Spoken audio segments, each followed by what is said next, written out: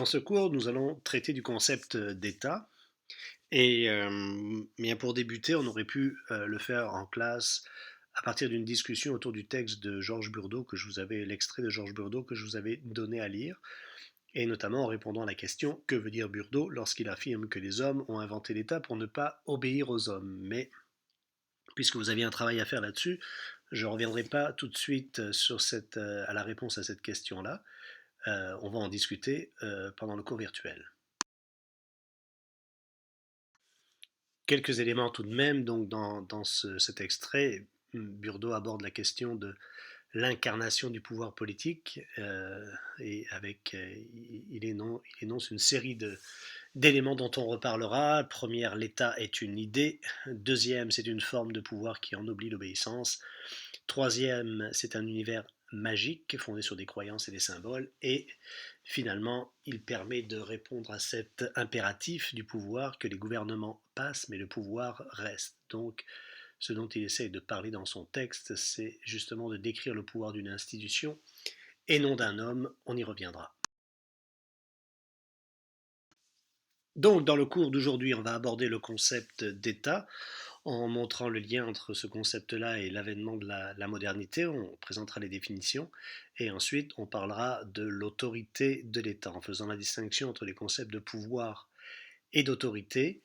On abordera aussi les trois conceptions de l'État et finalement on se posera la question, est-ce qu'on peut penser une société sans État? Est-ce que c'est possible? C'est ce qu'on discutera à la fin de cette séance.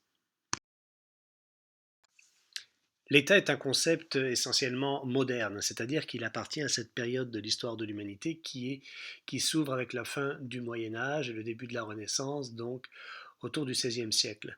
Alors, ça ne veut pas dire que les hommes avant ça n'avaient pas des principes pour se gouverner, mais ils n'utilisaient pas le mot État. En fait, l'État, c'est ce que j'écris ici, ce n'est pas la police grecque pour les Grecs. Ils avaient le concept de police qui voulait dire la cité comme principe organisateur, un principe de base de l'organisation politique. C'était pas non plus les cités médiévales comme on verra en Europe, c'était pas des seigneuries, c'était pas des empires non plus féodaux. C'est quelque chose de différent. Donc le mot État en soi, le premier à l'avoir utilisé, c'est Machiavel. Donc vous voyez son beau portrait ici.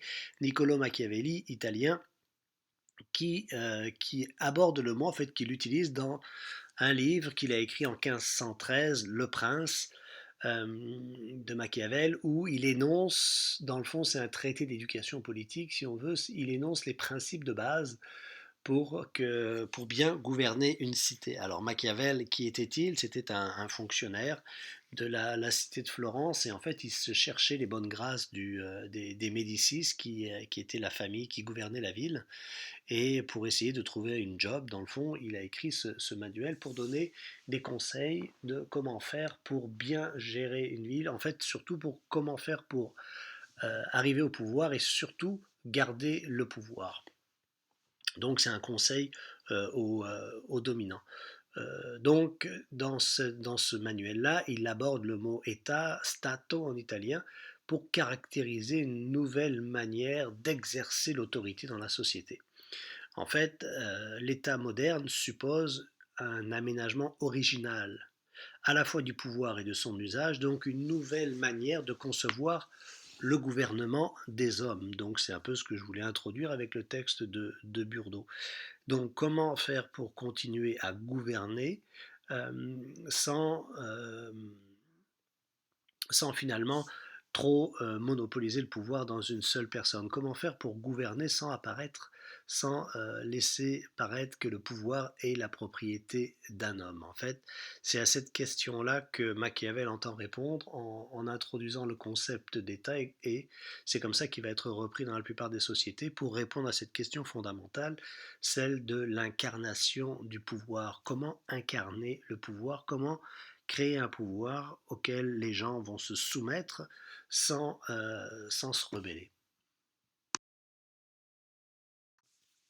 Alors les rois avaient trouvé une formule assez simple pour eux, dans le fond, ils incarnaient dans leur personne, c'était le principe de la monarchie, ils incarnaient dans leur personne humaine l'intégrité du pouvoir. Le pouvoir était la propriété du roi. D'ailleurs, justement, quand euh, ces idées venues de l'Italie, de la Renaissance et de Machiavel sur l'État sont arrivées en France, Louis XIV, qui était le roi à l'époque, a dit bah, l'État, dans le fond, c'est qui? C'est moi. Il n'y a pas besoin d'inventer un concept, j'incarne le pouvoir politique, hein, le roi Soleil. Donc, pour lui, c'était pas véritablement pertinent. Et pourtant, on verra que l'ancien régime et les monarchies sont tombés, mais que finalement l'État moderne est demeuré. Donc, c'est demeuré au-delà de cette personne royale. Et dans le principe monarchique, c'était relativement simple. Dans le fond, même si les rois pouvaient mourir en tant qu'humains, la fonction royale perdurait avec, mais par un principe de succession. Donc le pouvoir politique demeurait un héritage familial. C'est ce qui va être un petit peu changé avec le principe d'État.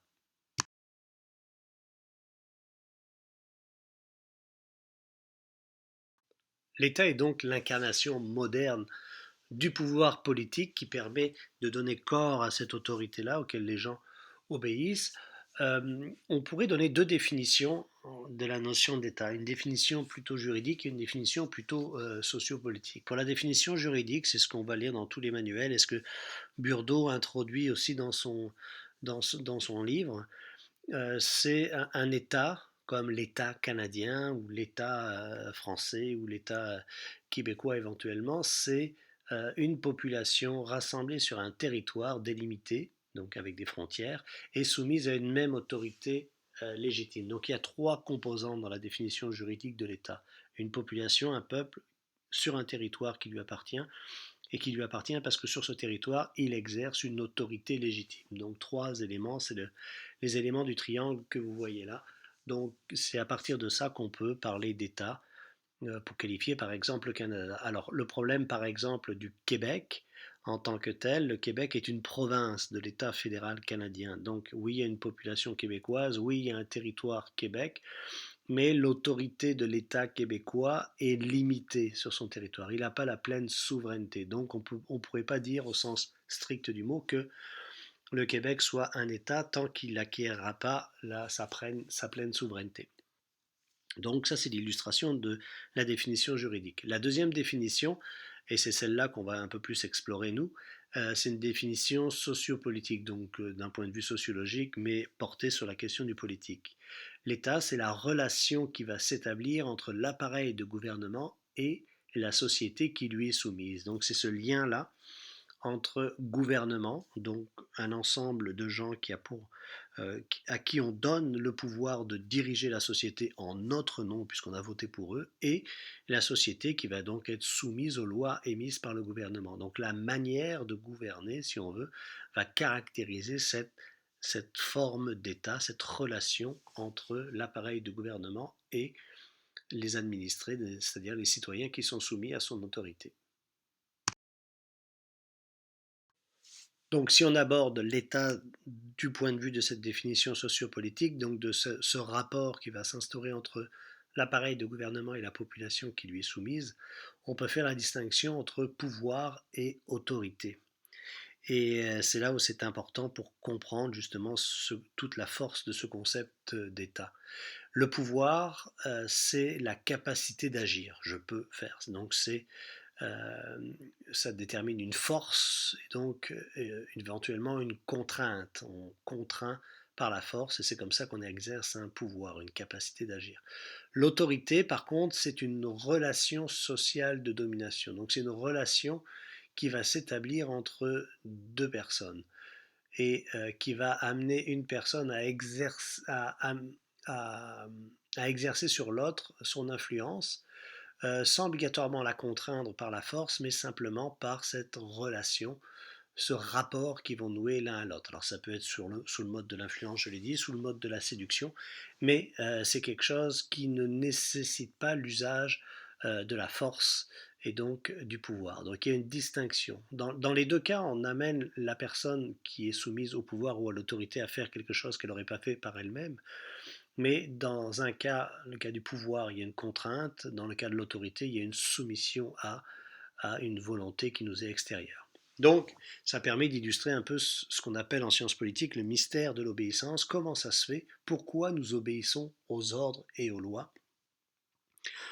Pourquoi nous obéissons aux ordres et aux lois? En ce moment, par exemple, en termes de confinement, on obéit à ça, pas parce qu'on a nécessairement peur du policier, pas parce que on a peur de payer une amende. Oui, ça c'est là. On serait simplement soumis à un régime de pouvoir si c'était comme ça, mais on observe les règles pour toutes sortes de raisons, et notamment parce que le gouvernement, le Premier ministre nous a édicté des lois et on respecte son autorité parce qu'on lui donne une certaine légitimité. On pense que ce qu'il fait, c'est certes c'est vrai qu'il y a des sanctions, mais on considère que il a l'autorité pour énoncer ce qu'il dit et donc on doit lui obéir. Donc c'est depuis toujours, il y a eu cette logique-là, cette réflexion en sciences politiques sur le mystère de l'obéissance. Et donc la Boétie a écrit cette idée de la servitude volontaire, et ça rentre un peu dans la même ligne que la dialectique du maître et de l'esclave de Hegel, c'est que il n'y a des dominants, il n'y a des dominés que parce qu'il y a des dominants. Et le pouvoir des dominants, eh bien, c'est l'autorité qu'on leur confère. Si on ne se soumet plus à leur autorité, eh bien, ils n'ont plus de pouvoir sur nous. Donc, c'est un peu cette logique-là. L'autorité, elle fonctionne parce qu'on veut bien s'y soumettre et parce qu'on y accorde une importance. Mais ne nous méprenons pas quand même, si la plupart du temps l'État fonctionne à l'autorité, c'est-à-dire qu'on s'y soumet parce qu'on reconnaît, on lui reconnaît un certain pouvoir sur nous, il peut aussi, quand on n'accepte pas de manière pacifique, si on veut, ces contraintes, il peut clairement aussi exercer son pouvoir de contrainte, hein. L'État a, comme le disait Max Weber, un autre un sociologue, un politologue et sociologue allemand du 19e siècle, l'État a le monopole de la violence légitime. Hein, dans la société, si vous voyez l'image que vous avez en face de vous, vous considérez, vous marchez dans la rue et vous voyez un policier qui arrête quelqu'un, ben vous considérez que c'est légitime ce qu'il fait. Si vous aviez la photo inversée, c'est-à-dire un policier à terre avec deux personnes avec un manteau vert sur le dos qui le tient, là vous diriez il y a un problème dans la société. Donc simplement de savoir quel uniforme exerce la violence fait que cette violence est légitime. Donc on l'accepte. Donc c'est une histoire d'uniforme, mais c'est quand même un véritable pouvoir de contrainte. Donc ça c'est une photo qui est prise au mois de mars chaque année euh, pendant la manifestation contre la brutalité policière qui finit toujours par des scènes de brutalité policière.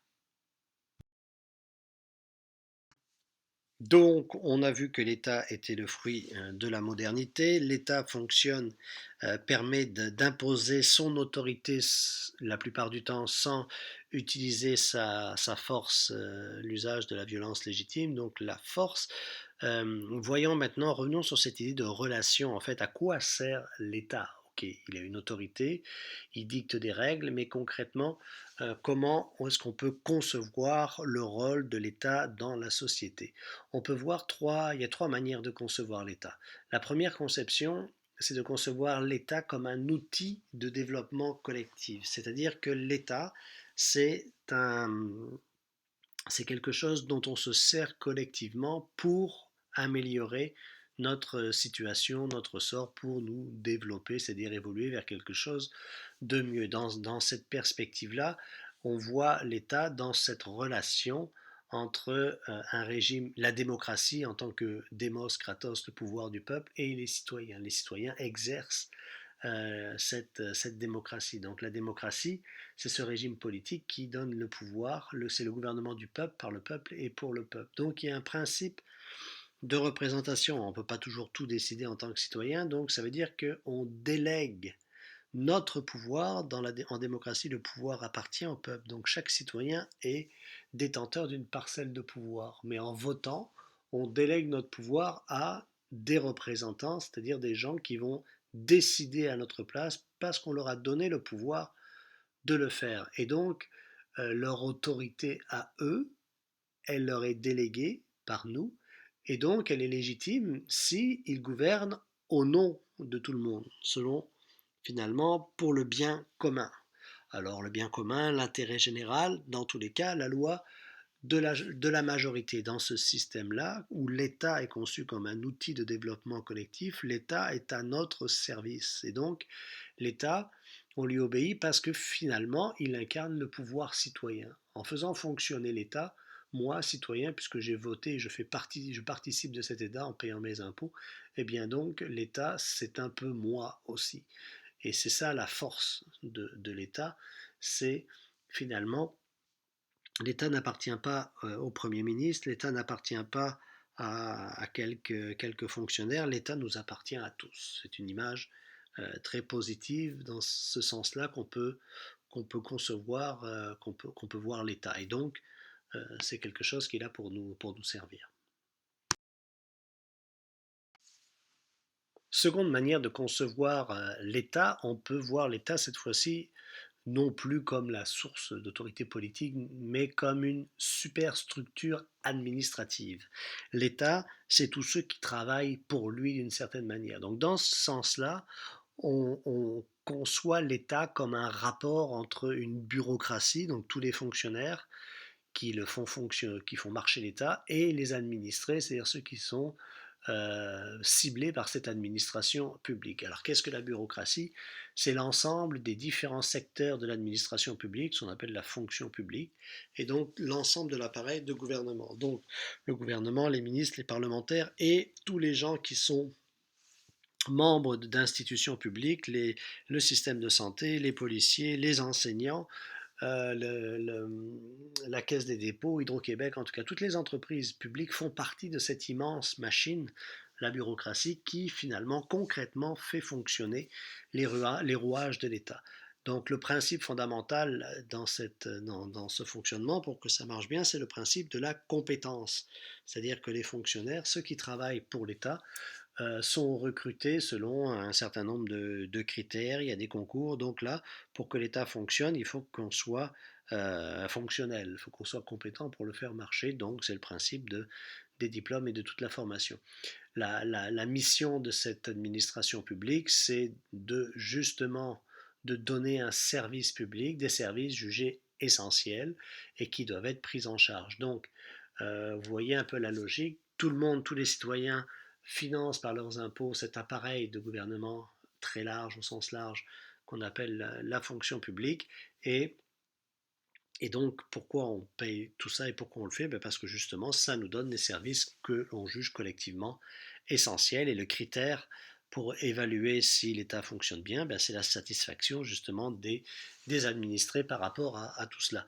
Donc, prenons le cas, par exemple, de la crise actuelle du coronavirus. On est en plein dans ce système-là. On a un système de santé très gros, très lourd, qui nous coûte très cher. En fait, le système de santé, c'est le premier budget de l'État. Toute la majeure partie de l'argent que l'État, le premier poste de dépense de l'État, c'est le système de santé.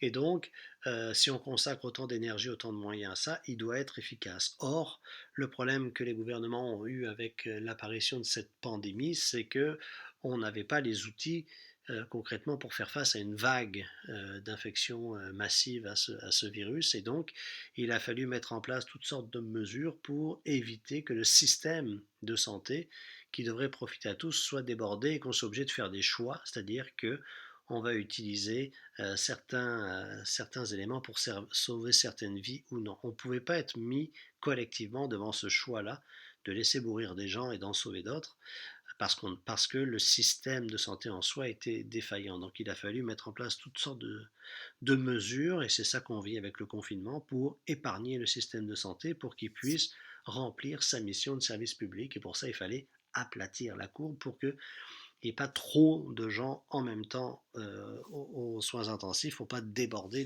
le système. Donc on voit vraiment comment justement l'État a reconfiguré son pouvoir et nous a contraints de différentes manières pour pouvoir continuer à remplir sa mission de service public, c'est-à-dire soigner sa population, protéger sa population contre la pandémie. Troisième manière de concevoir l'État, c'est de le voir non plus comme le fruit de la démocratie une immense bureaucratie, mais plutôt comme réellement un appareil de domination. Et dans ce cas-là, l'État est vu comme véritablement une forme d'exercice de la dictature. Et dans ce cas-là, ben, on a justement un appareil de pouvoir complètement déconnecté de la population, de la masse, qui, de manière dictatoriale, impose ses orientations et sa volonté à la masse. Donc, dans ce sens-là, la dictature est conçue comme un pouvoir fort et violent qui s'impose à tous, à tous les membres à toutes et tous les membres de la société sans leur demander leur consentement. Donc là, on a dérivé, on n'est plus dans une forme de démocratie, on a un pouvoir accaparé par la tête dirigeante qui impose sa volonté. Donc c'est là, on est dans un principe de domination brute, de négation des libertés individuelles, on est soumis à ce pouvoir dictatorial, on est soumis à la volonté du dictateur, et la société, c'est qu'une masse, une immense masse de gens manipulés et contrôlés par un appareil répressif d'État qui peut s'exprimer à la fois par la police ou par le contrôle et la surveillance ou même par ce qu'on appelle les appareils idéologiques d'État qui nous formatent en pensée par le système de communication pour justement fonctionner de manière telle que le dictateur le veut. Donc, troisième manière de concevoir le pouvoir et l'incarnation du pouvoir dans nos sociétés. Pour résumer donc ces trois manières, ces trois conceptions de concevoir la relation entre l'État et les gens qui y sont soumis, les trois conceptions de l'État, qui peuvent cohabiter d'ailleurs, qui peuvent, dans différents pays, qui peuvent même se succéder, ça dépend. Donc on peut concevoir l'État comme un État potentiel dans le sens où il nous donne un pouvoir collectivement pour agir. Donc là, dans ce cas-là, on est en lien avec le concept de démocratie et l'État, finalement, est au service des citoyens et de leur développement collectif. On peut considérer deuxièmement l'État comme un appareil administratif, l'État administratif. Donc là, on focalise notre attention sur la bureaucratie qui rend des services à ses administrés. Et finalement, on peut concevoir l'État comme dominateur quand il fait un usage abusif de la force et du pouvoir. Et donc là, on n'est plus en démocratie, on n'est plus en bureaucratie, on est en dictature. Et dans cette dictature, la masse est soumise à la volonté du dictateur.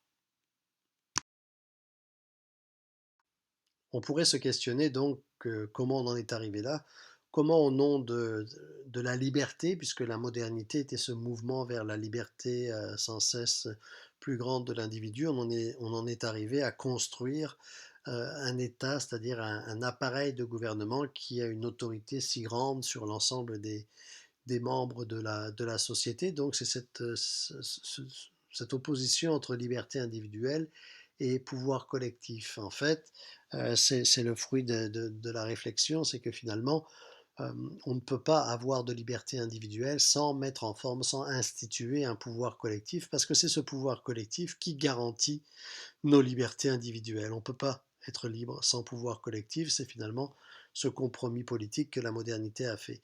Je vous mets une série de citations pour illustrer ça.